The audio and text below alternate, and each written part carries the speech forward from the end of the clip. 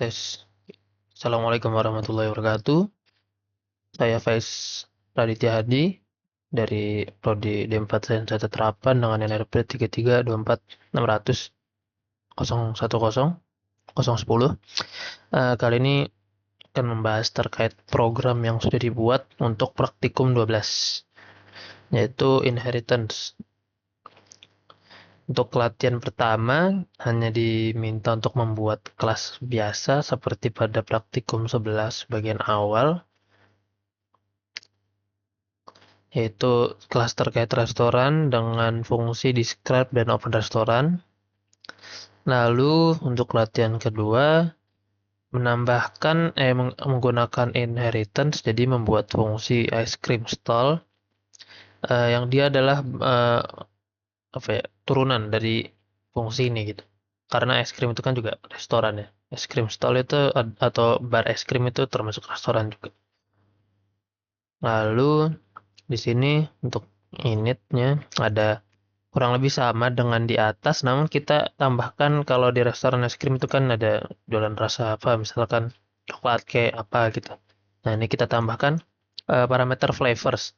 Untuk parameter yang lain menggunakan parameter yang sudah ada di klaster restoran ini. Nah, lalu diminta juga untuk membuat objek dan menggunakan fungsi describe restoran dan show flavors.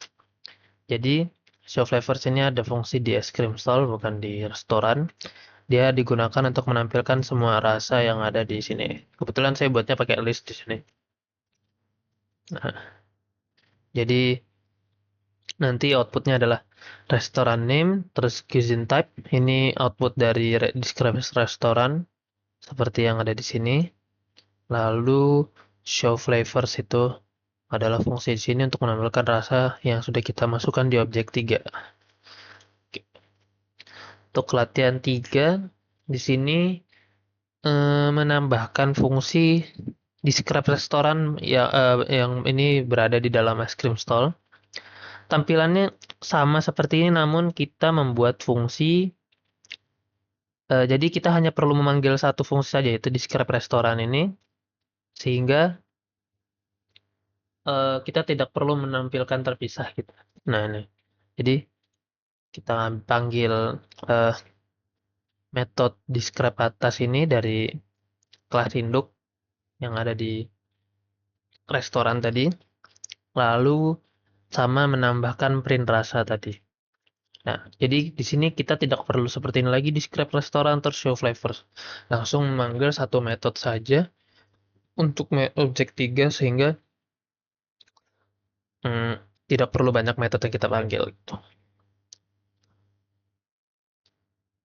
Lalu selanjutnya latihan 456 itu membuat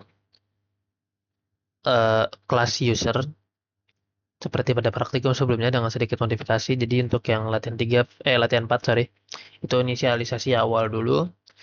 Masih basicnya saja, default saja, yaitu kelas user yang berisi init, lalu parameter-parameternya, lalu ada metode describe user dan greet user seperti yang diminta pada praktikum. Nah, ini kita tambahkan user 1, lalu user 2, dan metode yang lain kita coba panggil untuk menguji. Di sini ada ini, ada user ini dan user ini. Gitu. Ini masih default, lalu di latihan 5 kita diminta untuk menambahkan kelas admin. Admin ini merupakan kelas yang berada di bawahnya user gitu. Jadi karena admin itu memiliki akses yang lebih, namun dia sebenarnya juga adalah seorang user gitu ya. Jadi kita buat fungsi admin itu berada kelas admin berada di kelas user, di bawah kelas user. Caranya kurang lebih sama, definite lalu masukkan parameter yang dipanggil, status defaultnya admin, kalau di sini status defaultnya user atau member. Lalu sama diminta untuk membuat private beberapa parameter, terutama first name dan last name. Nah, di sini karena sudah dideskripsikan di atas, seperti first name dan last name. Jadi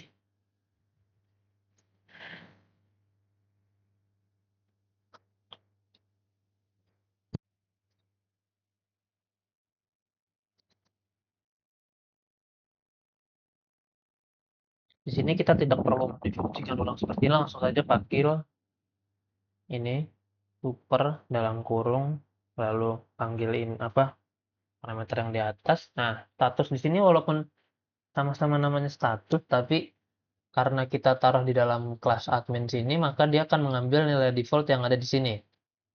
Tuh. Ini dibuktikan karena nanti ketika memanggil fungsinya, membuat objek dan memanggil metode.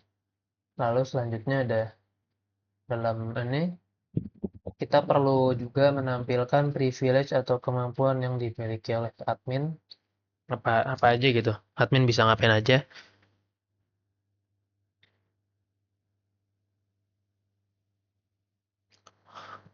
Kita di sini print menggunakan loop ya. Jadi menampilkan semua privilege ini, yaitu menambahkan post, menghapus, dan melarang user, memban user gitu. Nanti di print dalam bentuk di print ke bawah gitu, satu baris satu uh, kemampuan dari admin.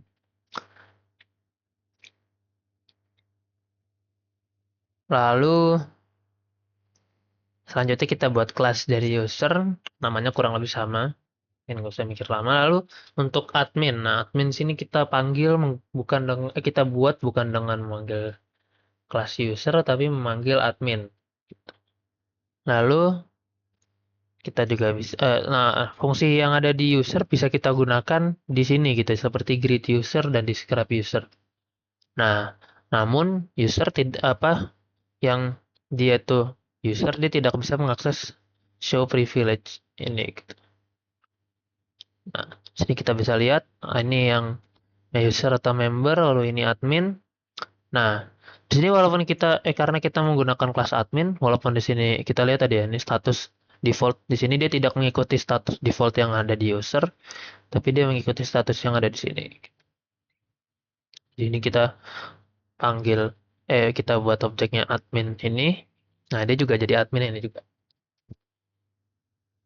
Lalu kita tampilkan juga haknya, hak aksesnya apa saja.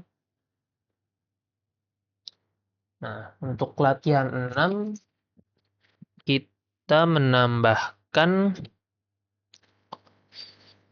fungsi. Jadi describe user pada fungsi kita menambahkan metode describe user spesifik pada admin. Jadi agar tidak perlu memanggil satu persatu yaitu fungsi describe user di utama ini dengan privilege yang dimiliki oleh admin. Sehingga ketika seorang admin ingin melihat apa saja yang mampu dilakukan oleh admin, di sini kita hanya perlu menampilkan describe user. Nah, otomatis karena dia berada datanya dalam kelas admin, ketika kita memanggil ini, maka dia akan memanggil metode yang ada di kelas admin juga. Nah, di sini kita bisa lihat langsung dia privilege dan hak akses. Sorry, ini ada.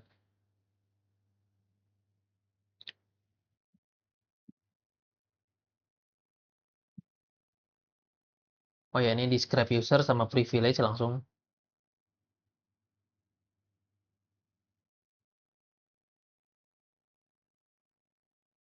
Ini describe user adalah fungsi dari sini. Ya dari user info. Sorry, dari user info sampai ke sini. Nah, ini deh.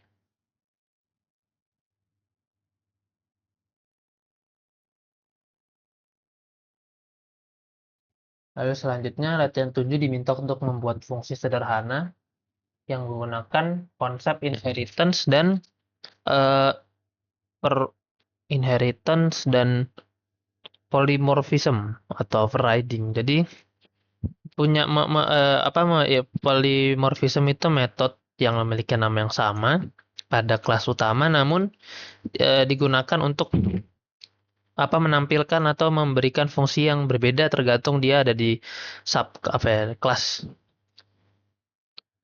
yang mana gitu. Jadi di sini kita punya kelas utama itu buku, lalu ada kelas fiksi dan non-fiksi. Nah, ketika kita menambahkan objek menggunakan kelas fiksi dan non-fiksi, nah, lalu kita memanggil dev pinjam ini yang ada di ketiga kelas ini, yang di kelas asli dan kelas turunan. Nah, buku satu ini adalah berada dalam kelas fiksi. Jadi ketika kita menggunakan metode pinjam, memanggil metode pinjam, maka outputnya adalah output yang ada di kelas fiksi.